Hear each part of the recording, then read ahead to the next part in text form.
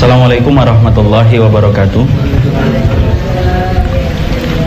Innal hamdalillah wassalatu wassalamu ala Rasulillah wa ala alihi wa sahbihi wa man tabi'ahum bi ihsan ila yaumil qiyamah.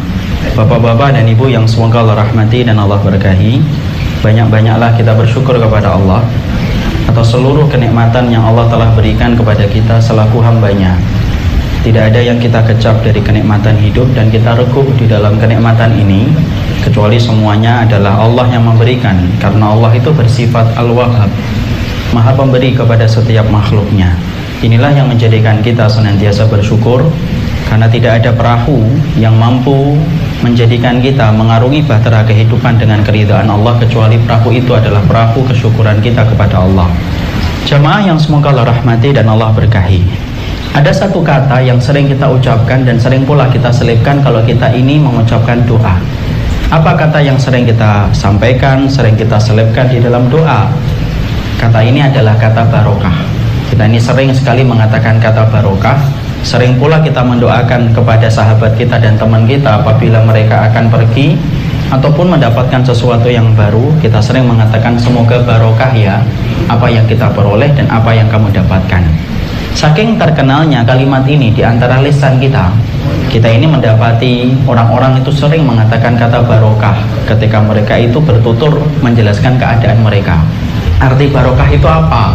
Karena banyak di antara kita yang mengartikan barokah itu selalu melulu dengan harta, selalu melulu dengan pintu rezeki. Sehingga apabila kita mendapati ada orang yang banyak pintu rezekinya dimudahkan oleh Allah, berarti kita menganggap itu barokah. Dan siapapun yang dunianya berlimpah, lebih berlimpah dari dunia kita, berarti kemudian dia lebih barokah daripada kita. Makanya sering sekali kita mendapati ibu apabila dia punya anak, anaknya itu apabila kaya raya walaupun tidak taat sama Allah, maka ibunya akan mengatakan, nak, Masya Allah ya nak, hidupmu sekarang barokah. Tapi sebaliknya, kalau ada seorang ibu mendapati anaknya kurang beruntung, pintu rezekinya tidak terlalu banyak dengan pintu rezeki saudara-saudara yang lainnya, di mana dunianya tidak sebanyak dan tidak meraup sebagaimana yang lainnya, walaupun dia taat, walaupun dia ahli ibadah, maka ibu itu akan komentar, nak hidupmu nolongso banget, kamu belum mendapatkan barokah nih, terus berusaha ya supaya kamu mendapatkan barokah. Kalau kemudian kita masih mengartikan bahwasanya barokah itu cuma harta tok, berarti selama ini kita salah, bahwasanya ternyata kita belum paham arti barokah ketika kita menyelipkan itu menjadi doa bagi sahabat kita. Kalau diartikan doa, kalau diartikan barokah itu hanyalah harta, Masya Allah, berarti kita ini wajib mengambil tisu yang banyak, nangis di pojok ruangan. Kenapa? Karena harta kita dibandingkan harta sama orang kafir, harta orang kafir itu lebih banyak daripada harta kita. Itu pun kalau kemudian menggambarkan bahwasanya itu adalah barokah, itu adalah harta yang berlimpah, Masya Allah, nangis yang banyak Pak, nangis yang banyak Bu, karena ternyata bahwasanya hidup kita tidak barokah dibandingkan dengan orang kafir yang bergelimang harta daripada harta kita. Saya yakin kalau kemudian harta itu menjadi tanda keberkahan satu-satunya, Allah tidak mungkin akan memberikan itu kepada orang kafir, karena tidak mungkin Allah memberikan keberkahan kepada kehidupan orang kafir. Disitulah kita paham, berarti mengartikan barokah hanya dari sudut pandang harta, salah, kurang benar.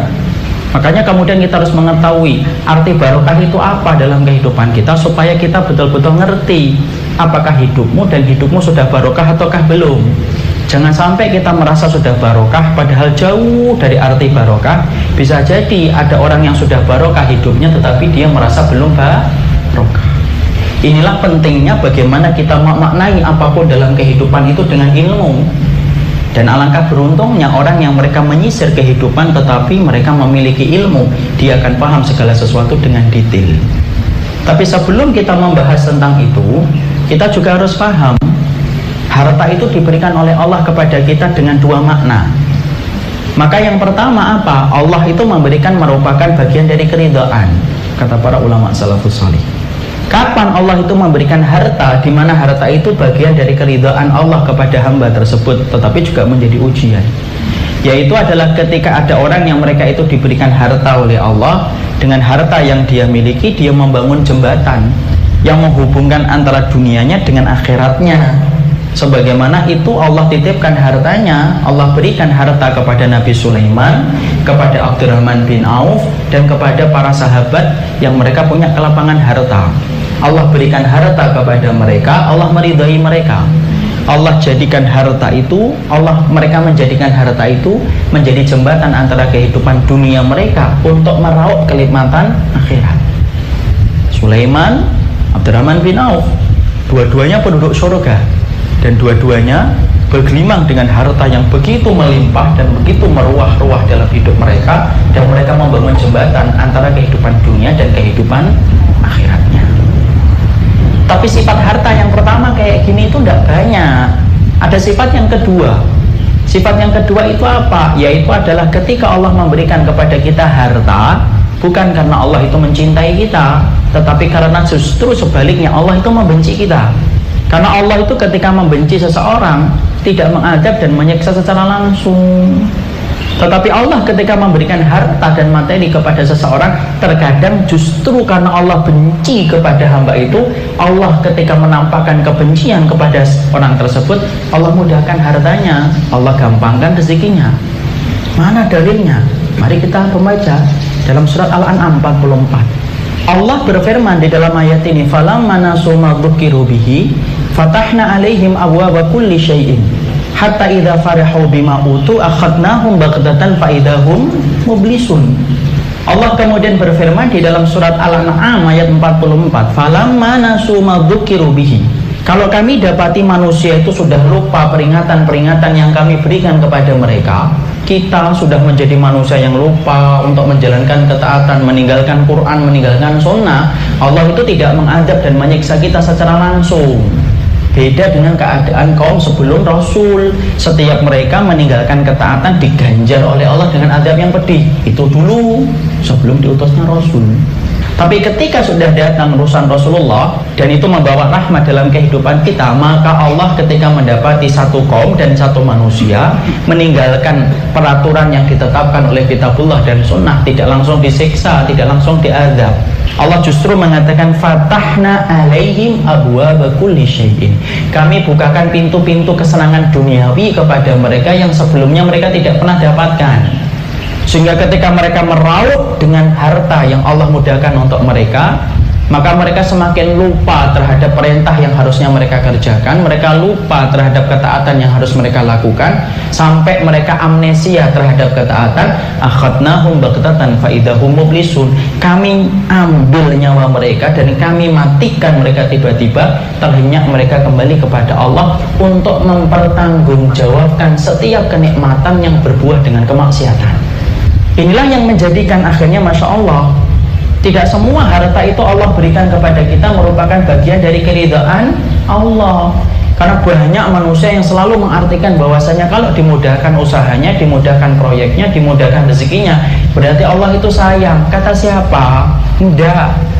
Bahkan kemudian di antara salah satu hal yang Allah berikan kepada manusia ketika manusia itu sudah banyak maksiat, tebal dosanya, tergores dalam lembaran itu banyak pembangkangan dan durhaka kepada Allah, maka ketika mereka durhaka kepada Allah, maka Allah jadikan mereka dimudahkan rezekinya, dimudahkan dunianya, sampai ketika dimudahkan rezekinya dan dimudahkan dunianya, mereka kemudian diambil nyawanya oleh Allah secara tiba-tiba.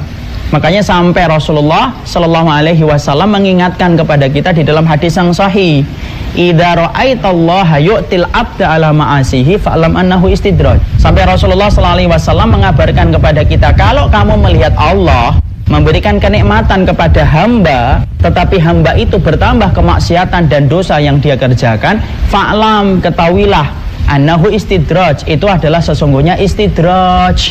Apa itu istidraj? Istidraj itu kalau dalam bahasa Jawa dilulu.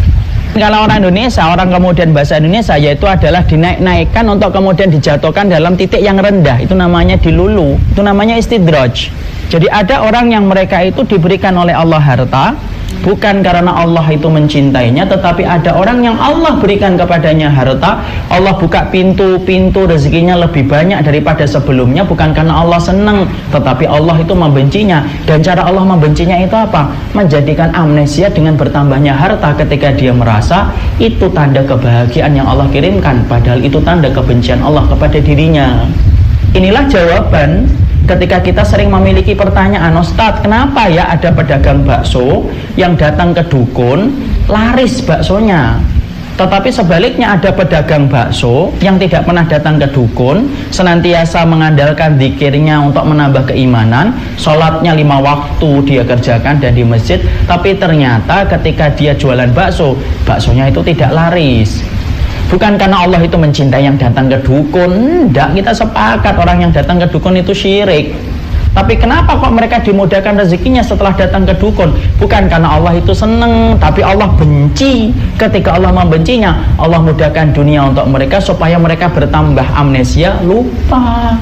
Sehingga mereka tidak menyadari ketika bertumpuk dan bertumpuk harta ketika dia salah, semakin dia tidak paham apa yang dilakukan itu batil, tenggelam untuk menikmati semua dunia yang dia dapatkan. Akhirnya kemudian dia dicabut nyawanya oleh Allah untuk mempertanggungjawabkan setiap nikmat yang dia dapatkan dengan cara yang haram dan membelanjakan dengan cara yang salah. Inilah jawaban dari pertanyaan kita. Kalau kita sering bertanya, kenapa ya ada karyawan jujur, amanah, bertanggung jawab, tidak pernah cari muka, selalu menyelesaikan pekerjaannya dengan baik, tapi kemudian karirnya tidak kunjung naik. Tapi ada karyawan yang kemudian dia culas, kemudian dia cari muka, tidak amanah, suka menipu, tapi karirnya cemerlang, cepat naiknya. Bukan karena Allah itu mencintai yang kedua, enggak. Allah itu membenci orang yang tidak amanah. Allah itu membenci orang yang mengerjakan sesuatu karena manusia. Tapi kenapa dimudahkan kepadanya? Dimudahkan kepadanya karena Allah itu membencinya. Allah mudahkan rezekinya supaya dia bertambah lupa. Dan ketika bertambah lupa, dia terus menikmati apa yang dia dapatkan, tidak sadar kesalahannya. Kembali ketika dicabut nyawanya oleh Allah, terhenyak. Dia mempertanggungjawabkan semua harta yang dia peroleh dengan cara yang menambah kemaksiatan. Ini loh jawaban dari pertanyaan kita. Kenapa ya Ustadz, ada seorang perempuan tidak pernah menutup auratnya, lekuk tubuhnya kelihatan di mana-mana. Tapi kemudian Masya Allah, dicari-cari laki-laki di mana-mana. Dicari nomor handphonenya, dicari WhatsApp-nya, bahkan kemudian jadi bintang iklan, padahal tidak menutup aurat. Senyum saja dikontrak dalam iklan. Tapi kemudian ada perempuan yang dia menutup auratnya, tetapi Masya Allah dia justru mendapatkan kesulitan. Bukan karena Allah benci kepada yang kedua dan Allah menyulitkan, enggak. Dan bukan berarti Allah itu mencintai yang pertama, enggak. Tapi kenapa pelaku dosa kok dimudahkan dalam rezeki dan hartanya? Karena Allah kemudian memberikan kepada mereka istidraj. Inilah yang kita khawatirkan, supaya kemudian kita mampu untuk mawas diri dan introspeksi. Jangan buru-buru ketika kita mendapatkan kemudahan lalu kita menyangka Allah sedang sayang sama kita. Dan jangan buru-buru kemudian kita menyangka kalau sedang disulitkan oleh Allah berarti ibu itu dan bapak itu kemudian merasa dibenci oleh Allah. Kala, tidak semacam itu. Karena Allah tidak pernah menyandarkan cinta dan ridhonya kepada manusia diberikan harta, dan Allah tidak menyandarkan bencinya dan murkanya kepada manusia dengan menyempitkan harta. Tidak. Kalau Allah memberikan harta itu adalah tanda keberkahan, pasti orang kafir itu semuanya jadi pengemis, karena tidak ada di antara mereka yang mempunyai harta. Tapi Allah memberikan harta pula kepada orang kafir supaya Allah segerakan nikmat bagi orang kafir, karena mereka adalah kaum yang Allah segerakan kenikmatannya, tapi tidak mendapatkan kenikmatan secuil pun ketika di akhirat. Nah, inilah yang menjadikan kita akhirnya paham, oh Masya Allah, berarti barokah itu tidak maknanya hanya karena harta, tapi ada makna-makna yang besar yang lainnya. Dan inilah kewajiban untuk kita tahu apa sih makna barokah yang sebenarnya, supaya betul-betul kita mampu bercermin di kaca besar kehidupan kita, sudah barokah ataukah belum. Bahaya kalau kita sering ngomong barokah tetapi kita tidak paham barokah. Bahaya pula nanti kita menilai orang barokah padahal belum barokah, atau sebaliknya menilai orang itu tidak barokah padahal itu barokah. Maka mari kita kemudian membahasnya, ya. Tapi dalam kesempatan kali ini kita mencoba akan membahas makna barokah itu setidaknya 4 yang kita harus paham. Jadi masing-masing ketika kita menyampaikan atau mendapatkan arti dan makna ini nempel dalam diri kita, berarti kita barokah. Tapi kalau diri kita belum memiliki 4 sifat ini, berarti kita belum barokah. Ingat loh ya, Kalau nanti kita mempelajari bukan berarti kita nilai orang lain, tapi kemudian ketika nanti kita mempelajari satu persatu poin-poin yang ada di dalam barokah, lebih banyak kita kemudian menimbang diri kita, bercermin dalam kaca besar kehidupan kita, sudah barokah ataukah belum dalam kehidupan kita. Mari dengarkan indahnya para ulama terdahulu ketika mereka menjelaskan apa itu makna barokah dalam kehidupan. Yang pertama, Imam Ibnu Rajab kemudian berkata kepada kita, apa itu yang dimaksudkan dengan barokah? Yang pertama yang dikatakan oleh beliau, al-barokatu kullu ma tuzidukum fit ta'ah. Beliau mengatakan yang dinamakan barokah itu adalah kullu ma tuzidukum fit ta'ah. Apapun perkara dan apapun kondisi yang menambah ketaatan di jalan Allah, itulah barokah. Jadi yang dinamakan kondisi barokah itu apa? Apapun keadaan, apapun kondisi, di mana kondisi dan keadaan yang bapak dan ibu dapatkan menambah ketaatan bapak dan ibu di jalan Allah, itulah barokah. Kita kan sering menilai, oh barokah itu ustadz sehat, panjang umur, gemah remah lo jinawe, subur tanahnya. Enggak, barokah itu tidak pernah dibatasi dengan makna-makna yang sempit. Tetapi sesungguhnya Imam Ibnu Rajab Al-Hambali lalu menyampaikan definisi barokah itu dengan makna yang luas, tidak sesempit sebagaimana kita memandang arti berbahan. Jadi beliau mengatakan segala kondisi yang menambah ketaatan kita di jalan Allah, itulah yang namanya barokah. Kita sering menyangka sehat itu barokah. Kata siapa, Pak? Belum tentu. Berapa banyak orang yang mereka itu diberikan sakit oleh Allah, diuji oleh Allah dengan sakit, tapi dengan sakit yang Allah titipkan kepada jasadnya ketika hidup di dunia, justru sakit itu barokah kepadanya. Kenapa?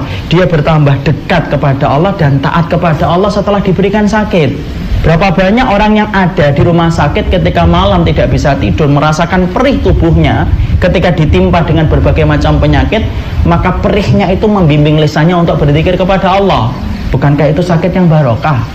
Dan berapa banyak orang yang mereka itu diberikan sehat oleh Allah, tetapi justru sehatnya itu tidak barokah. Kenapa? Sehat yang engkau dapatkan tidak menambah ketaatan kamu di jalan Allah. Malam tidak pernah mampu bangun, sering jadi bangkai di hadapan Allah dalam setiap malam ketika kita menghabiskan malam.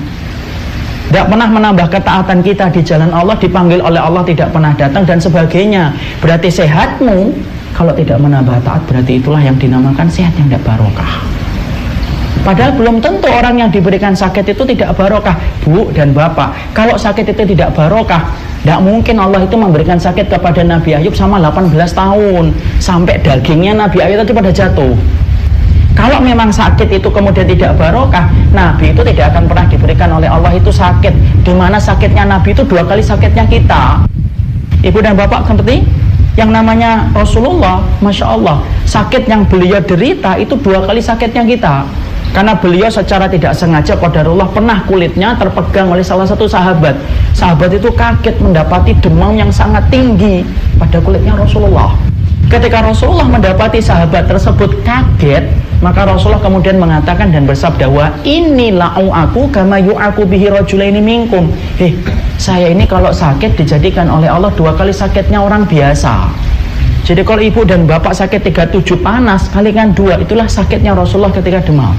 Kalau kita mengartikan bahwasanya sakitnya diri kita itu tidak barokah, Masya Allah, Nabi Ayub tidak akan pernah diberikan sakit. Kenapa? Karena tidak barokah. Karena mustahil bagi Allah memberikan sesuatu yang tidak barokah bagi Nabi dan Rasulnya. Ternyata kemudian sakit pun bisa menjadi barokah ketika yang sakit menambah ketaatan di jalan Allah. Makanya Masya Allah kan, ada seorang wanita yang dimasukkan oleh Allah ke dalam surga bukan hanya karena sholatnya, tapi dia dimasukkan oleh Allah ke dalam surga disebabkan sabarnya dia menderita penyakit. Sebagaimana dalam satu riwayat diterangkan, ada seorang perempuan hitam bekas budak datang kepada Rasulullah SAW. Dia berkata, ya Rasulullah, ini usrah. Ya Nabi, saya ini kena penyakit ayan. Tolong doakan ya Rasulullah supaya Allah itu menyembuhkan penyakit ayanku. Ayan, padahal kita sepakat loh, ayan sampai hari ini saja masih aib bagi sebagian diri kita. Apalagi 1400 tahun yang lalu masih aib betul. Ini mantan budak hitam, tapi Rasulullah mengabarkan dia itu wanita penduduk surga. Coba Masya Allah. Ketika dia datang kepada Nabi lalu meminta supaya disembuhkan dari penyakit ayannya, Rasulullah kemudian tidak langsung mengabulkan permintaan itu, tetapi Rasulullah memberikan pilihan, in syi'ti, kalau kamu mau aku doakan, maka ketika aku doakan semoga Allah menyembuhkanmu. Wa in syi'ti, kalau kamu mau tasbiri, kamu sabar. Kalau kamu sabar dengan penyakit ayan yang Allah berikan kepada dirimu, maka kamu akan mendapatkan surga. Ternyata wanita itu memilih yang mana? Yang kedua. Dia mengatakan, ya sudah ya Rasulullah, kalau begitu saya akan bersabar untuk kemudian saya itu mendapatkan surga. Sebelum pisah dengan Nabi, maka dia berpesan lagi kepada Nabi, ya Rasulullah, sering sekali kalau penyakit ayanku kambuh, sering sekali kemudian auratku tersingkap. Boleh nggak ya Rasulullah saya berdoa dibantu oleh dirimu, doakanlah supaya ketika penyakit ayanku kambuh, wah itu menutup auratku. Lalu kemudian Rasulullah mengangkat tangan. Masya Allah, wanita ini masih memikirkan aurat walaupun tidak sadar. Walaupun padahal kalau secara hukum fikih yang tidak sadar itu kalau membuka aurat dosa atau tidak? Tidak. Tapi dia masih memikirkan kalau kondisi tidak sadar itu. Kemudian Rasulullah mendoakan semoga Allah menutup auratnya ketika dia itu sedang kambuh penyakit ayannya. Masya Allah, tahukah kita wanita tersebut setelah pisah dengan Rasulullah maka sering kambuh penyakit ayannya, tetapi Allah nutup auratnya dan tidak pernah terbuka. Masya Allah. Dan apa yang kita dapatkan? Wanita itu mendapatkan janji manisnya Rasulullah bahwasanya dia mendapatkan surga ketika dia bersabar menderita penyakit ayan. Loh, di sini loh kita paham, Masya Allah, bahwasanya ternyata yang dinamakan barokah itu tidak sesempit dari apa yang kita mau, karena kita mengartikan barokah itu apa yang disenangi jiwa. Oh sehat, itu barokah, belum tentu. Makanya Ubay bin Ka'ab radhiyallahu anhu merupakan salah satu sahabat yang mana ketika mendengar Rasulullah itu bersabda, la tasubbul humma, jangan kalian itu nyela penyakit demam toh. Fa innal humma yukaffiru sayyid, sesungguhnya penyakit demam itu menggugurkan dosa. Ubay bin Ka'ab pulang, tahu apa yang diminta olehnya? Dia mengangkat tangan kepada Allah, ya Allah, berikanlah aku penyakit demam, ya Allah, kalau penyakit demam itu menggugurkan dosa. Masya Allah. Kabulkan? Kabulkan, dibayar kontan itu sama Allah. Maka kemudian Ubay bin Ka'ab langsung dikasih oleh Allah itu penyakit demam. Satu-satunya sahabat yang senantiasa demam di waktu sore sampai pagi. Nanti kalau sore lagi demam lagi sampai pagi. Siapa itu? Ubay bin Ka'ab. Masya Allah. Kalau kita mengartikan bahwasanya barokah itu sehat, lalu kemudian menafikan orang yang sakit itu tidak mendapatkan barokah, berarti kita salah, karena bukan itu yang dijelaskan secara umum oleh Imam Ibn Rajab. Apapun kondisi yang menambah ketaatan itulah yang dimaksudkan dengan barokah. Berapa banyak Pak dan Ibu orang yang sehat tetapi lembaran hidupnya itu sepi, kosong dari ketaatan, dikit dari ibadah. Tapi berapa banyak orang yang diberikan oleh Allah ujian sakit, tapi lembaran kehidupannya itu penuh dengan catatan ibadah, goresan ketaatannya itu banyak ketika Allah memberikan kepadanya sakit. Kadang-kadang Allah berikan sakit itu supaya kita kembali ingat sama Allah. Analogi sederhananya itu gampang loh. Kalau ada tukang sumur sedang gali sumur, Bapak lemparkan itu uang 100.000, tukang gali sumur itu pasti ngambil, tidak perlu lihat ke atas. Wih, 100.000, kantongin. Dilemparkan lagi 100.000, ambil lagi, kantongin.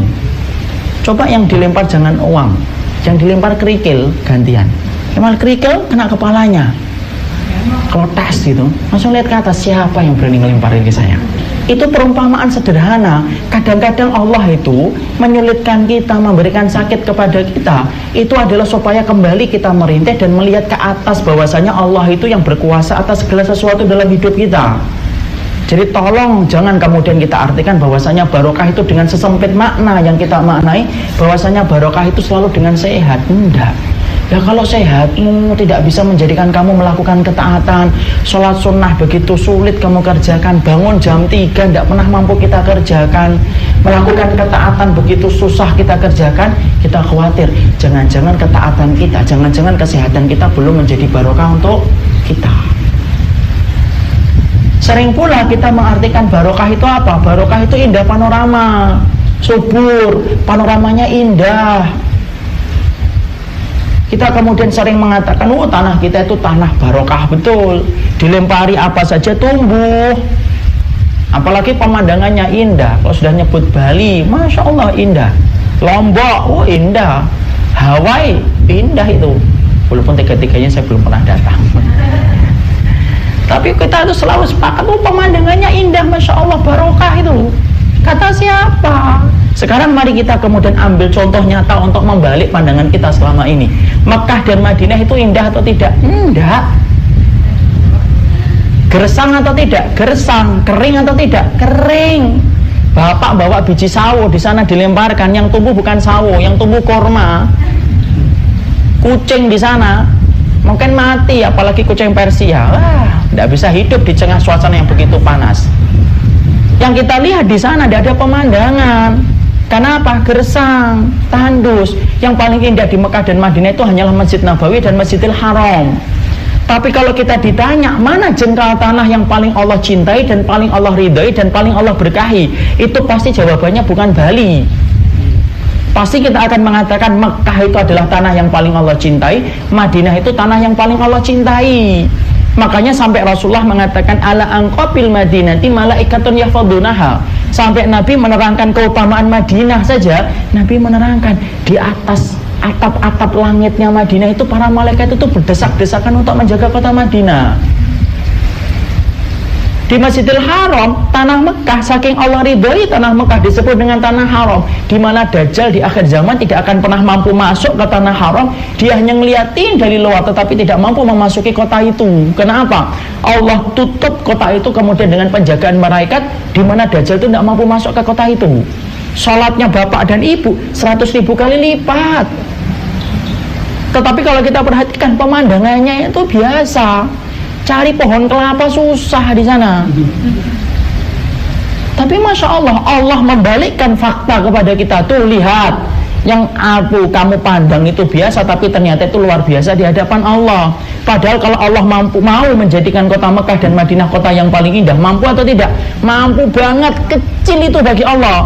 Allah katakan kun fayakun, kota Mekah dan Madinah menjadi kota yang paling indah di seluruh dunia. Gampang itu menurut Allah.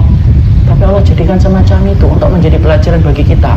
Apa yang kamu pandang indah itu belum tentu indah di hadapan Allah. Di situ kita ngerti kan, oh Masya Allah kan, belum tentu kemudian kota Gemah, Remah, Lok, Jinawe itu kemudian menjadi standar keberkahan kalau tidak bertambah ketaatan di kota itu. Sebagaimana pula mari kita artikan, yang namanya anak yang barokah itu kapan sih? Kita sering mengartikan, oh anak yang barokah itu yang anak yang putih, imut, lucu, itu marmut itu. Tapi sesungguhnya anak yang barokah itu bukan itu ibu, bukan itu bapak. Tetapi sesungguhnya anak itu disebut dengan anak yang barokah itu kapan? Yaitu adalah ketika anak kita menjadi anak yang taat kepada Allah, solih, dia beribadah kepada Rabbnya, maka itulah anak yang barokah. Dan ibu menjadi orang yang paling berharga, paling beruntung ketika memiliki keturunan-keturunan yang solih. Makanya Masya Allah, kalau anak kita, bapak dan ibu tidak pinter, tidak usah marah pak. Karena Allah membagi akal itu sebagaimana Allah membagi hujan. Ada anak kita yang pandai menghafal, ada anak kita yang kendo, lambat menghafal, biasa.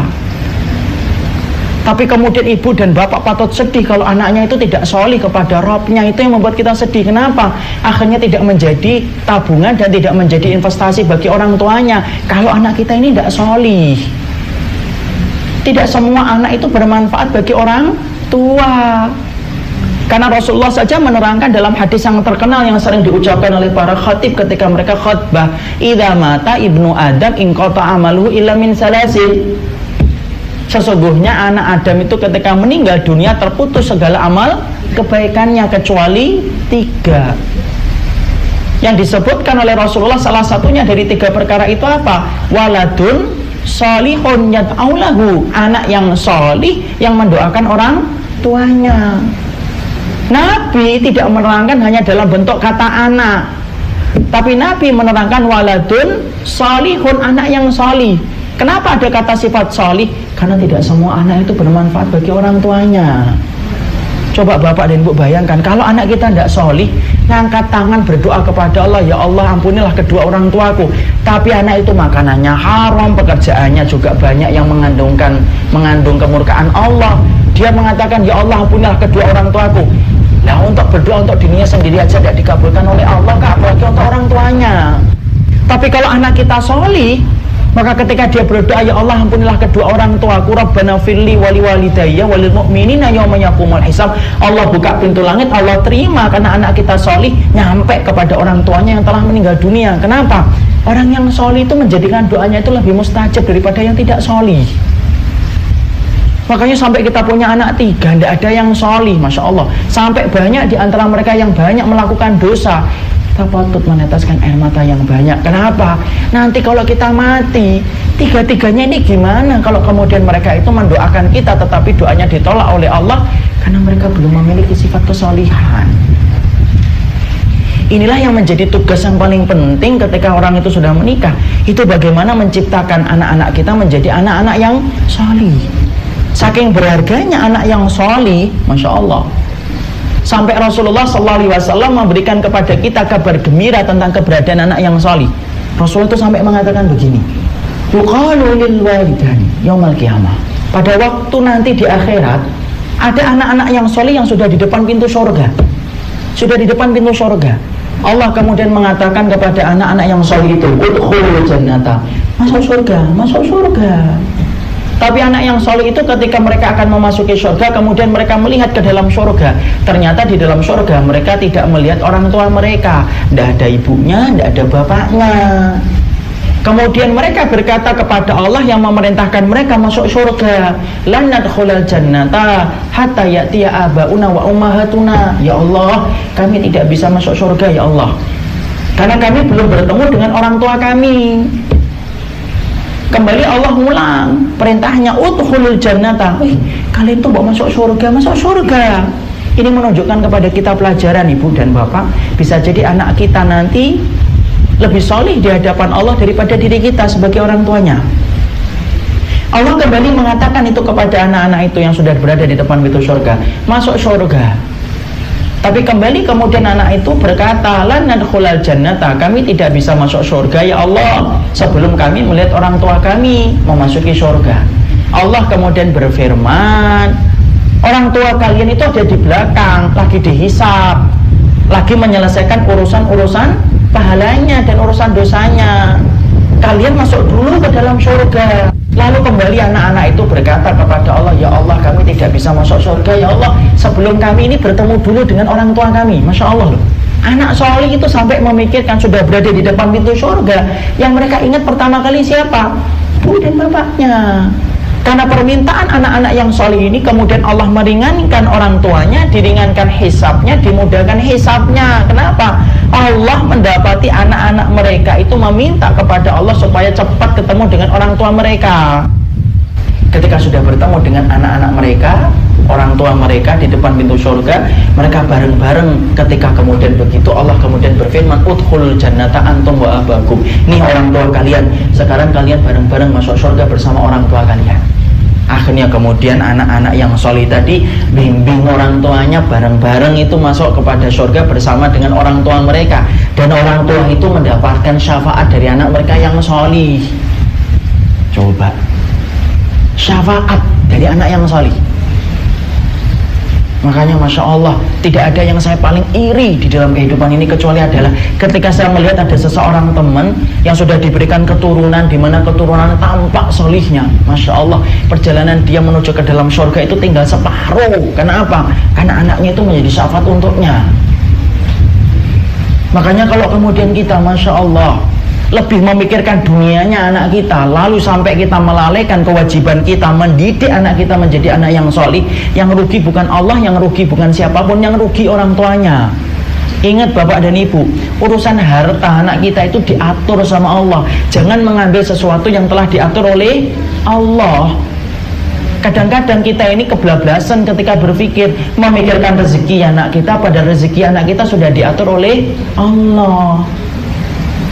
Disinilah kita paham, Masya Allah, berarti yang dimaksudkan dengan barokahnya anak, kapan anak kita ini betul-betul menjadi barokah? Ketika anakmu menambah ketaatan kamu di jalan Allah, itulah kemudian menjadi barokah. Makanya Masya Allah, punya anak banyak 10, satu saja sudah solih, Masya Allah, ringan betul menuju ke dalam akhirat. Kenapa? Dibantu dengan keberadaan anak-anak mereka yang solih. Sama pula Kalau kita bertanya, harta kita ini barokah atau tidak? Gampang.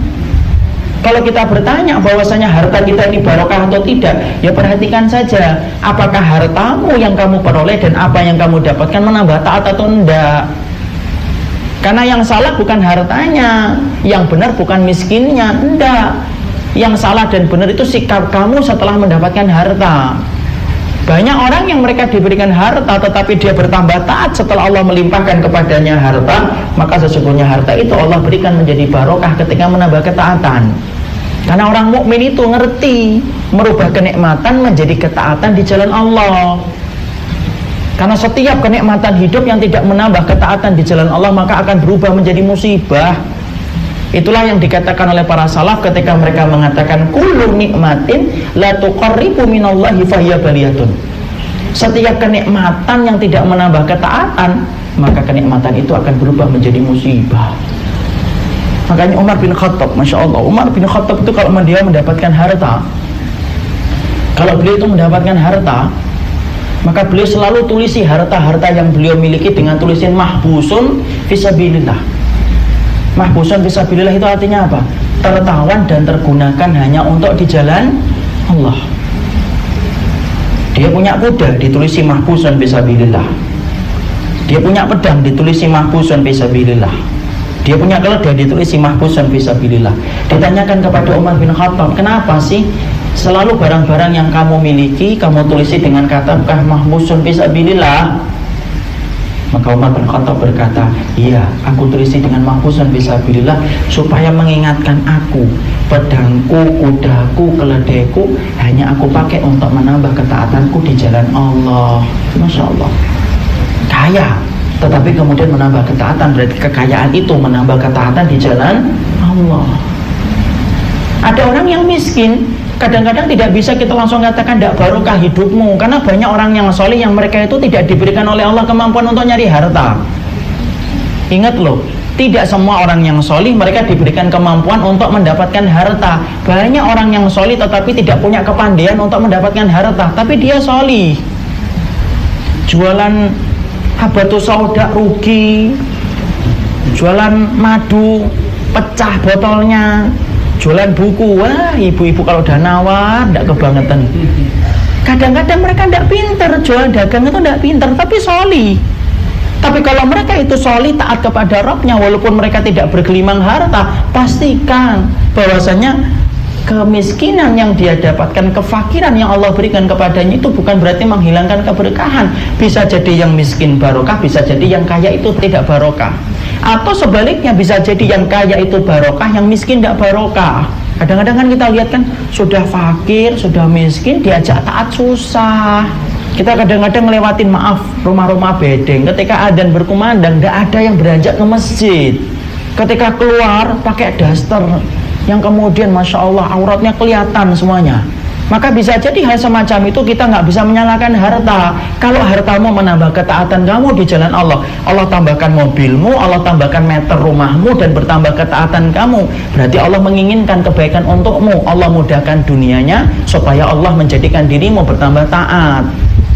Tapi kalau ada orang yang diberikan oleh Allah harta, tapi harta yang dia peroleh dan dia dapatkan tidak menambah ketaatan di jalan Allah, ingat loh, semua harta yang tidak menambah ketaatan, kamu akan menjadi objek sebuah ayat yang dikatakan oleh Allah, summalatus alunna yauma idzin anin naim. Sesungguhnya kamu akan ditanya tentang segala nikmat yang pernah kamu reguk dan pernah kamu nikmatin. Jadi Masya Allah, yang penting itu bukan masalah hartanya. Kita lihat nih, banyak orang yang solih tetapi mereka kemudian gampang mendermakan hartanya di jalan Allah, selalu tidak pernah jauh dari masjid, selalu kemudian menghadiri majelis ilmu. Kita husnuzon harta yang dia peroleh menambah ketaatan.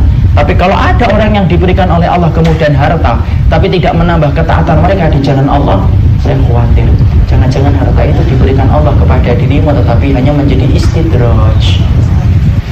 Kita sering berprasangka kalau barokah itu panjang umur, belum tentu. Kadang-kadang ada yang pendek umurnya tapi barokah. Contohnya Sa'ad bin Mu'adz, 38 tahun meninggal dunia tapi kematiannya mengguncangkan arsy-Nya Allah. Kadang-kadang yang panjang umurnya ketika dia merasa muda, Masya Allah banyak maksiatnya ketika Allah tambahkan harinya. Jadi Masya Allah barokah itu tidak dengan pandangan-pandangan yang sempit, tapi barokah itu dengan makna yang luas yang dikatakan oleh Imam Ibn Rajab. Apapun yang menambah ketaatan kita di jalan Allah, maka itulah yang dimaksudkan dengan barokah. Jadi inilah dahsyatnya barokah. Sama dengan suami dan istri kita. Kapan suami dan istri kita itu menambah, bisa dikatakan barokah, yaitu adalah ketika mereka menambah ketaatan di jalan Allah. Siapapun mereka yang menambah ketaatan kita di jalan Allah, pastikan sesungguhnya mereka adalah istri dan suami yang barokah untuk kita ketika menambah ketaatan kita di jalan Allah. Ini yang pertama. Yang kedua, kata para ulama, yang dimaksudkan dengan barokah yang kedua itu adalah as-sunnah. Orang itu diberikan oleh Allah barokah, itu makna yang kedua yang dimiliki oleh makna barokah itu as-sunnah, yaitu adalah orang-orang yang mereka itu diberikan oleh Allah pemahaman sunnah dan meramaikan kehidupannya dengan sunnah. Itu barokah. Allah berfirman di dalam surat Al-Baqarah, yu'til hikmata may yasha wa may yu'tal hikmata faqad utiya khairan katsira. Allah kemudian berfirman, Allah itu yu'til hikmata may yasha, Allah itu memberikan hikmah kepada hamba yang Allah kehendaki. Wa may yu'tal hikmata, barang siapa yang diberikan oleh Allah hikmah, yaitu diberikan sunnah, faqad utiya khairan katsira, maka dia telah mendapatkan kebaikan yang sangat banyak. Allah menerangkan, di mana kemudian para ulama, salah satunya Abu Malik rahimahullahu taala menjelaskan, orang yang diberikan oleh Allah kebaikan yang banyak, orang yang diberikan oleh Allah dengan barokah itu adalah orang-orang yang mereka itu diberikan oleh Allah sunnah dalam hidup mereka. Sunnah itu apa? Yaitu tata cara hidup mereka meniru dan mencontoh sebagaimana tata cara hidupnya Rasulullah. Siapapun mereka dalam hidupnya, apabila kemudian dalam hidup mereka selalu bertambah ketaatan mereka dengan mengamalkan sunnah, sesungguhnya sunnah itulah yang disebut dengan barokah dalam hidup kita. Makanya sampai kemudian Allah berfirman di akhir surat Al-Kautsar, inna syani'aka wal abtar, yang membencimu wahai Muhammad sesungguhnya mereka itu abtar, terputus barokahnya. Sebaliknya, siapapun yang mencintaimu wahai Muhammad berarti adalah orang yang tersambung kebaikan dan barokah hidupnya dengan Rabbnya. Masya Allah. Karena sunnah itu kayak perahu Nabi Nuh, siapa yang naik dia selamat, siapa yang tidak mau naik maka sesungguhnya dia tidak akan selamat. Allah tidak akan pernah nanya kepada kita kenapa kita ini berbeda dengan orang banyak, tetapi Allah pasti akan menanyakan kita kenapa kita berbeda dengan satu orang, yaitu adalah Rasulullah. Inilah sunnah. Karena sunnah itu jalan keselamatan dan jalan menuju kepada surganya Allah. Inilah yang menjadikan kita, kalau sudah menetapkan kita bahwasanya kita telah mengakui Rasulullah menjadi Nabi dan Rasul dalam kehidupan kita, pastikan kalau kamu menetapkan Nabi Muhammad menjadi Nabi dan Rasulmu, konsekuensi logisnya adalah kamu mengikuti Rasulullah dalam seluruh kehidupannya. Tidak boleh dipilih-pilih. Ketika kita sudah mengakui bahwasanya Nabi dan Rasul itu merupakan adalah Rasulullah, konsekuensi logisnya adalah kamu mengikuti sunnah yang ditinggalkan oleh Rasulullah. Itulah cara kita untuk mencintai Nabi. Mencintai Rasulullah itu tidak perlu bagi kita untuk kemudian mengatakan cinta kepada Rasulullah setiap waktunya. Tetapi yang paling penting di dalam kita mencintai Rasulullah, bagaimana kehidupan kita mengikuti kehidupan orang yang kita cintai, yaitu adalah Rasulullah SAW. Barokah hidup itu ketika sudah mengenal Rasulullah dan telah mencontoh kehidupan Rasulullah dalam kehidupan kita. Sunnah itu ngatur semuanya, Pak. Ngatur semuanya dalam kehidupan kita. Semuanya diatur oleh Allah di dalam sunnahnya sebagaimana yang dicontohkan oleh Rasulullah. Jangan kita mengartikan sunnah itu hanya sholat, puasa, zakat. Enggak. Semua kehidupan kita ini diatur oleh sunnah. Tidak ada yang tertinggal, kecuali yang kecil dan besar. Semua itu ada aturan sunnahnya. Satu sunnah itu bisa menyebabkan seseorang itu bisa masuk surga. Satu saja. Kalau kemudian kita yakin kepada Allah dan kepada Rabb kita. Perhatikan kayak Bilal. Bilal bin Abi Rabah itu terdengar suara derap langkah kakinya di surga. Sampai kemudian Nabi berkata kepada Bilal, ya Bilal, inni sami'tu dufana alaika fil jannah. Hei Bilal, aku mendengar suara derap langkah kakimu di surga. Fama amiltahu fil Islam. Kamu itu telah ngerjain apa sih Bilal? Sampai kemudian suara terompahmu itu di surga. Perhatikan Bilal ketika kemudian menjawab, Fama amiltu syai'an fil Islam ya Rasulullah. Aku ini tidak melakukan amalan apapun ya Rasulullah di dalam Islam. Merendah, tawadhu seorang Bilal. Lalu kemudian akhirnya Bilal mengatakan, illa, kecuali satu ya Rasulullah. Tidaklah saya melewati siang dan malam kalau saya berhadas kemudian saya wudhu, dan setelah saya kemudian berwudhu saya langsung sholat 2 rakaat. Lalu kemudian Rasulullah mengatakan apa? Itu loh Bilal yang menyebabkan kamu dimasukkan oleh Allah ke dalam surga. Satu sunnah, tapi ternyata kemudian menjadikan seorang Bilal itu masuk ke dalam surga. Di sini kita paham, jangan remehkan sunnah hidupmu. Kenapa? Sunnah hidupmu itu adalah merupakan jalan surgamu ketika ingin mendapatkan surganya Allah. Mari kita ambil contoh satu persatu supaya betul-betul kita tambah yakin kepada jalan sunnah, bahwasanya jalan sunnah itu jalan menuju kepada surganya Allah. Kita ketika waktu malam diperintahkan untuk apa? Mematikan lampu, membaca bismillah. Menutup ini dengan membaca bismillah. Kemudian diperintahkan pula bagi kita mematikan penerangan, membaca bismillah, menutup pintu dengan bismillah. Sekarang baru kita ketahui kan, orang-orang ahli medis berkata orang yang tidur dalam keadaan gelap lebih berkualitas tidurnya daripada orang yang tidur dalam keadaan penerangan. Sunnah terbukti satu.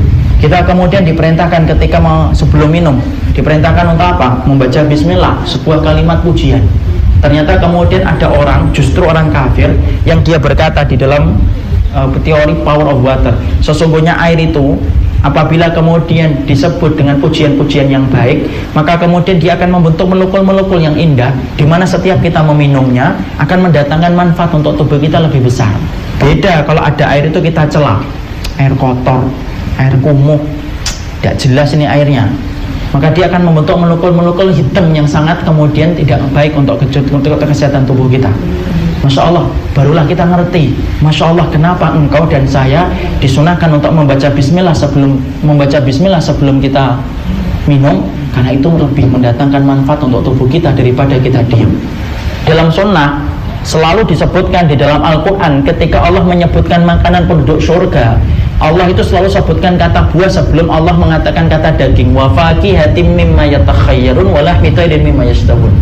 Makanan penduduk surga itu buah-buahan dulu, baru setelah itu dikasih daging sama Allah. Karena ternyata Nabi makan buah dulu, baru makan daging. Para sahabat nyontoh Rasul 1400 tahun yang lalu, setelah mereka berkalang tanah, hari ini baru terbukti sunnahnya makan buah itu terbukti secara fakta dan data sesuai dengan hajat dan kemaslahatan kesehatan kita. Sunnah. Kita kemudian ngambil contoh kembali, bagaimana seorang wanita di dalam Islam sunnahnya itu apa? Menyusui ketika dia telah melahirkan. Berapa tahun? Haulaini kamilaini, 2 tahun secara sempurna. Kita mengerti para dokter mengatakan para wanita yang tidak menyusu secara penuh 2 tahun atau tidak menyusu sama sekali, kemungkinannya untuk mendapatkan kanker payudara lebih besar daripada wanita yang menyusu secara sempurna. Lihat, Allah menetapkan 2 tahun itu pas, karena memang setiap syariat kitabullah dan sunnah tidak ditetapkan kecuali membawa kemaslahatan hidup. Semuanya satu persatu hari ini ketemu. Sampai kemudian urusan kita BAB, hari ini pun kita mendapati fakta bahwasanya BAB-nya Rasulullah itu lebih sehat daripada BAB-nya kita. Karena kalau kita BAB buang air besar, duduk. Pada Rasulullah ketika buang air besar, jongkok. Makanya hari ini di daratan Eropa sekarang tiap-tiap toilet mereka dipasangi alat untuk kemudian menjadi apa ini? Tatakan untuk kaki, supaya kemudian kita terasa kayak jongkok ketika buang air besar. Kenapa? Karena itu akan menekan usus untuk menuntaskan kotoran untuk keluar, daripada orang yang mereka buang air besar dalam keadaan duduk. Satu persatu sunnah itu sesuai dengan hajat kita. Jadi Masya Allah, disinilah kita memahami sunnah itu adalah hajah kita, kebutuhan kita kepada Rabb kita. Dan sesungguhnya kamu akan dinilai dengan sunnahmu, dinilai dengan barokahmu ketika engkau senantiasa mengamalkan sunnah dalam kehidupanmu. Itulah barokah. Yang kedua yang dimaksudkan dengan barokah itu adalah istiqamah. Orang-orang yang mereka itu diberikan oleh Allah sikap istiqamah di dalam hidup hingga meninggal dunia. Imam Ibn Taimiyah berkata, a'zamul karamati luzumul istiqamati. Pertolongan Allah yang paling besar dalam kehidupan seseorang itu ketika orang diberikan sikap istiqamah. Istiqamah itu susah, Pak, sulit. Kenapa kita katakan susah dan sulit? Berapa banyak orang yang bertabur dengan keimanan dan ketakwaan di awal hidupnya belum menjadi jaminan bahwasanya dia itu akan meninggal dalam keadaan beriman. Siapa yang menggaransi iman kita? Siapa yang memberi ketakwaan kita? Tidak ada yang memberikan garansi kepada ketakwaan dan iman kita. Berapa banyak orang yang dulunya solih belum tentu hari ini solih. Berapa banyak orang yang dulunya taat kepada Allah, yang sering ngajak kita ngaji, belum tentu hari ini ngaji sama-sama kita. Karena apa? Yang paling susah di dalam beribadah kepada Allah itu sikap istiqomah. Mari kita ambil contoh satu persatu secara singkat. Orang-orang di dalam lembaran sejarah yang asalnya taat kepada Allah tetapi meninggalnya itu minus iman, alias murtad. Bal'am bin Bawra pada zaman Nabi Musa alaihi salam. Orang yang terkenal sebagai orang yang solih, yang mana kemudian dikatakan oleh Malik bin Dinar, karena mujabud dakwah fi syada'id, sesungguhnya doanya Bal'am bin Bawra itu selalu didengarkan oleh Allah ketika sudah mengangkat tangan. Bal'am bin Bawra, orang yang kemudian dikatakan Fudail bin Iyad, alim min ulama'il Yahud, salah satu orang yang alim di antara orang Yahudi. Tapi ketika Allah turunkan surat Al-A'raf 175, watlu alaihim naba alladhi atainahu ayatina fansalakha minha fa'atba'ahu syaitan fakana minal ghabin. Muhammad, bacakan itu tentang kisah orang yang kami berikan ayat kepada hidupnya, lalu kemudian terpleset dia dari apa yang telah kami berikan, ngikutin setan sampai dia tersesat hingga matinya. Itu siapa? Bal'am bin Bawra. Bal'am bin Bawra setelah beriman, doanya mustajab, menjadi orang yang alim. Tahukah kita? Murtad, memusuhi Musa alaihi salam, dan matinya bukan orang yang beriman, tetapi matinya sebagai orang yang murtad. Asalnya beriman, tapi belum tentu menjadi orang yang beriman ketika meninggal dunia. Pada zaman Rasulullah ada dua, ada Rajul Unfuah, sahabat solih, baik, taat, tapi ternyata murtad, ikutin nabi palsu yang bernama Musailamah al-Kadzdzab. Tahu kita Musailamah al-Kadzdzab? Seorang nabi palsu yang pernah menjadi fitnah besar pada zaman Umar bin Khattab, pada zaman Abu Bakar radhiyallahu anhu. Dipilih oleh Abu Bakar Rajul Unfuah, supaya Rajul Unfuah ini mendakwai Musailamah al-Kadzdzab supaya sadar dari dakwah palsunya. Rajul Unfuah mendatangi Musailamah al-Kadzdzab, bukan dia mendakwai sunnah supaya Musailamah al-Kadzdzab itu tobat, tapi justru dia tergoda dengan tawaran harta yang ditawarkan oleh Musailamah al-Kadzdzab. Kamu tinggalkan Abu Bakar, kamu tinggalkan itu Muhammad ajarannya, kamu ikuti aku, menjadi pengikutku, aku berikan kepadamu harta-harta yang berlimpah yang tidak pernah diberikan oleh sahabat-sahabatmu. Masya Allah, hati buta kalau sudah berhadapan dengan harta. Maka kemudian Rajul Unfuah kemudian akhirnya murtad, dia tinggalkan Abu Bakar. Maka kemudian akhirnya dalam peperangan, ketika Abu Bakar akhirnya betul-betul memerangi nabi palsu, meninggal Musailamah al-Kadzdzab, mati. Dan di antara rombongan orang yang mati siapa? Rajul Unfuah, sahabat Nabi yang murtad ketika diutus untuk mendakwai nabi palsu Musailamah al-Kadzdzab. Yang kemudian menarik adalah apa? Abu Hurairah. Ketika Abu Hurairah kemudian melihat Rajul Unfuah itu meninggal dunia, maka beliau teringat tentang satu hadis yang pernah disampaikan oleh Rasulullah. Rasulullah pernah berkata, ada di antara sahabatku yang nanti mati menjadi murtad, maka gigi gerahamnya dijadikan oleh Allah bagikan gunung Uhud, itu hanya baru gigi gerahamnya. Bapak dan Ibu harus paham, kalau penduduk surga sampai dijadikan besar oleh Allah, bukan karena Allah memberikan kekuatan, salah. Kalau sampai penduduk neraka dijadikan besar oleh Allah, semakin besar dia itu dibesarkan fisiknya, itu semakin besar Allah menimpakan sakit kepada dirinya. Makanya Abu Hurairah sedih. Kenapa sedih? Karena Rajul Unfuah adalah sahabat yang murtad, itu dulu temannya, tapi kemudian lega. Kenapa lega? Karena ternyata yang murtad di antara sahabatnya Nabi bukan beliau, padahal sahabat Rasul. Ada lagi seorang sahabat Nabi namanya Ubaidillah bin Jahsy, menyelamatkan ke Habasyah untuk menyelamatkan iman, tapi Masya Allah di sana tidak mampu untuk membentengi diri dari orang Nasara. Lalu kemudian akhirnya apa? Murtad, berpindah kepada agama Nasara, padahal dia pergi ke Habasyah untuk menyelamatkan iman. Itu susahnya istiqamah. Imam Qurtubi menerangkan tentang sebuah kisah nyata muadzin pada zaman beliau. Dalam kitabnya At-Tadhkirah, ada seorang laki-laki yang solih, yang senantiasa adzan di mana adzannya itu tepat waktu dan selalu menjadi orang yang tepat waktu ketika sholat. Sampai satu waktu Allah menggulirkan tentang sebuah peristiwa yang menguji imannya dan dia gagal, yaitu ketika dia naik ke tempat yang tinggi. Ketika sedang naik ke tempat yang tinggi, maka kemudian dia melihat seorang wanita cantik mempesona hatinya. Kalau dulu orang adzan beda dengan orang sekarang, cukup di belakang mik pengarah suara mereka melangkau menjangkau sampai tempat yang jauh. Tapi kalau orang dulu ketika mereka itu kemudian mau adzan harus naik ke tempat yang tinggi. Maka ketika dia naik ke tempat yang tinggi, dia melihat seorang wanita tadi yang cantik mempesona hatinya. Maka kemudian dia turun, dia sholat. Setelah kemudian dia sholat, dia bergegas temui wanita tersebut. Dia nyatakan rasa cintanya dan sayangnya kepada wanita itu. Tapi apalah daya, wanita itu berkata kepada laki-laki muadzin itu, kami tidak bisa nerima dirimu. Kenapa? Karena kamu adalah orang muslim dan kami adalah Nasara. Mungkin kita akan mengira muadzin yang soleh itu akan menolak mentah-mentah karena akidahnya adalah akidah kafir. Tapi enggak. Ternyata laki-laki itu tidur ke rumah membayangkan indahnya wanita itu. Pagi harinya dia kemudian pergi menemui wanita itu dan berkata, aku murtad dari agamaku, terima lamaranku, keinginanku untuk menikah dengan dirimu. Masya Allah, diterima. Nikah. Ketika nikah, satu persatu tamu pulang. Kemudian dia pergi ke kamar yang telah dipersiapkan untuk pengantin. Sebelum dia mencampuri perempuan yang tadi, maka atap rumahnya ada yang rusak. Naik dia ke atas untuk memperbaiki dulu atapnya. Tapi apalah daya, Masya Allah, ketika dia kemudian naik ke atas, jatuh. Dan pertama kali yang jatuh kepalanya, mati seketika. Sampai Imam Qurtubi menerangkan, alangkah buruknya penutup hari yang semacam ini. Seumur hidupnya dipakai untuk beribadah, seumur hidupnya dipakai untuk mengadzankan sholat dan sholat tepat waktunya. Tapi alangkah malangnya ketika di hari kematiannya justru dia murtad, belum sempat mencampuri wanita yang menjadikan dia murtad, tetapi dia sudah dicabut nyawanya oleh Allah. Siapa yang mampu menjamin dan menggaransi bahwasanya kita ini kemudian akan terus selamanya itu beriman? Dan siapa yang mampu memberikan garansi imanmu hari ini akan menjadi iman ketika kamu itu meninggal dunia? Tidak ada yang memberikan garansi. Inilah yang menjadikan kita memahami kenapa kita harus ngaji, kenapa harus kita ketemu orang yang solih, kenapa harus membaca Quran, kenapa kemudian harus mendatangi, harus kemudian banyak-banyak membaca doa. Satu, supaya menjaga hangatnya iman di jiwa kita. Karena menjaga hangatnya iman itu perkara yang berat dan perkara yang sulit. Tidak ada yang sulit kecuali adalah istiqomah kita kepada Allah. Dan siapapun mereka yang diberikan sikap istiqomah, itulah orang yang paling beruntung. Karena sikap istiqomah hanyalah pertolongan yang Allah berikan kepada Allah, kepada orang-orang yang Allah berkahi hidupnya. Itu yang ketiga. Yang keempat, yang terakhir, apa itu kemudian tanda istiqomah? Tanda barokah.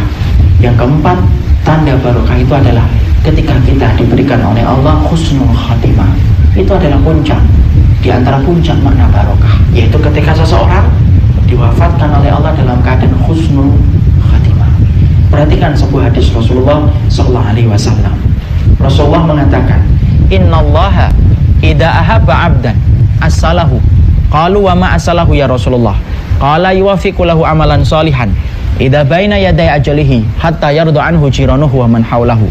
Rasulullah sallallahu alaihi wasallam menerangkan, Allah itu kalau sudah cinta sama orang, betul-betul cintanya kepada seorang manusia, Allah itu akan memberikan pemanis kepada orang yang Allah cintai. Allah betul-betul akan cintai orang-orang tersebut. Allah kemudian ketika mencintainya, Allah memberikan kepadanya pemanis. Kemudian qalu, para sahabat bertanya, wa ma as-salahu? Apa itu ya Rasulullah? Tanda orang yang Allah berikan kepadanya pemanis. Artinya apa sih pemanis itu? Kita ambil contoh. Ini garis ajal seseorang.